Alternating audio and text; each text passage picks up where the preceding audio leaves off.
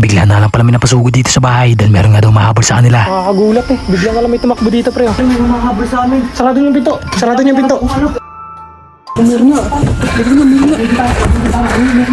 Nung nakaraan may nagparamdam din dito sa amin. Pero hindi lang namin sigurado kung yan din yung humabol sa inyo. Ikutan niyo, nasa labas. Nasa labas.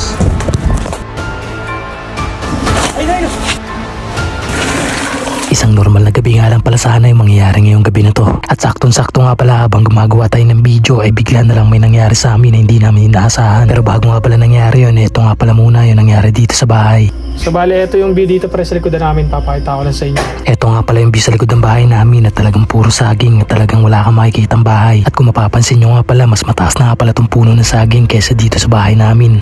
O diba? Sabi ko sa inyo pre, sobrang sukal talaga sa likod ng bahay namin. Sobrang abandonado na talaga ng bahay na to. Bundok na kasi ito pre. Bale, ito nga pala yung isang solar namin na talagang ginagamit namin dito dahil wala nga ditong kuryente. Kaso sa kasamaan palad, nasira nga pala to nung nakaraang gabi. At pagkatapos ko nga palang tignan yan, dito na nga pala nagumpisa yung bagay na hindi namin inaasahan ngayong gabi na to.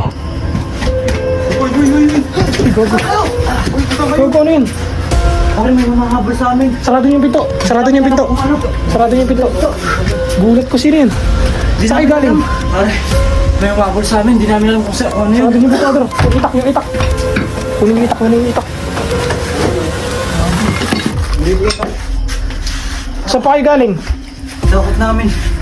Saan kayo galing? Hindi nga namin alam kung saan na kami nagpunta. Basta may humahabol sa amin kanina. Habulin nga at pagod na pagod nga pala itong dalawang lalaki na bigla na lang pumasok dito sa bahay namin. Namumukhaan nga pala to ng kapatid ko at kilalang kilala niya nga pala to na malayo nga daw ang bahay nito at galing pa nga daw sa kabilang bundok. Alam mo ba yung mga yan? Tagisan yung mga yan? Yung pen sa bundok na malayo pa, mga ano, Kami yan. Anong naramdaman nyo kanina nang nahabol kayo? mga 10 minutes. May pumapagaspas ba? Oo. Grabe. Halatang-halata nga pala sa itsura at sa mga sinasabi nila na talagang merong umahabol sa kanila. Nakakagulat talaga pre, as in, bigla na lang pumasok to sa loob ng bahay namin ngayon. Anong oras na ba? 12 na. 12:08 na pre. Tara, tignan natin dyan. Diyan lang kayo sa loob, pasok kayo sa loob. Hawakan nyo to. Habang tinitignan nga pala namin yung paligid ng bahay, bigla nga pala kami tinawag ng dalawa dahil meron nga daw kumakalabog sa bubong. Uy, Tingnan niyo parang kayo pa kasi may kumakalabog sa bubong ninyo. meron, may kumakalabog. Kayo na May kumakalabog to sa bubong. ninyo.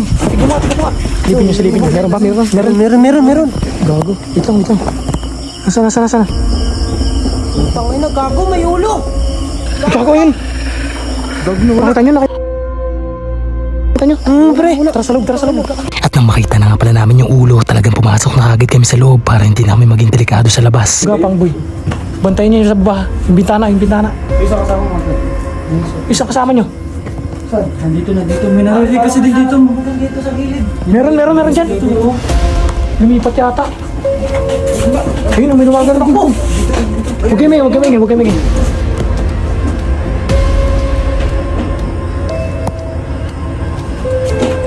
Andyan. Dito. Ayun o.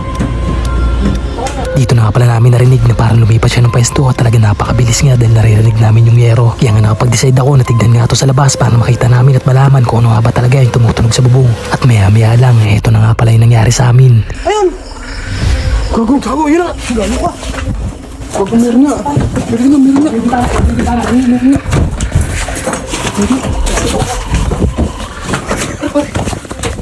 Kasi nung nakaraan may nagparamdam din dito sa amin.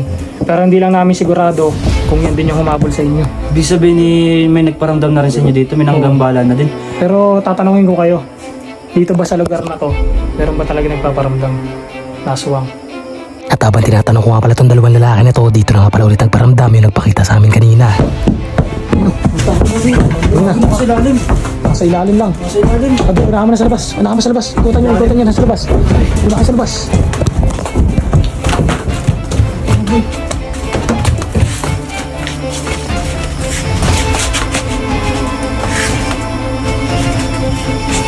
Doon ka sa sabihin ng likod.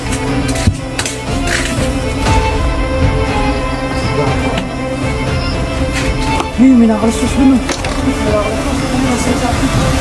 Nasaan? Gago, ayun o. Ikaw kalusus sa ating. Ayun. At Nakita na nga pala ng kasamahan ko na nakatago nga doon sa likod ng saging at kumakaluskos. Kaya nga nakapag-decide ako na dito na lang tumalon sa bintana. Ay, sinasagin. Ayun. Ayun, ayun. Diyan. Ayun. Nasa loob na lang. Ay, sinasagin. Ayun. Ayun.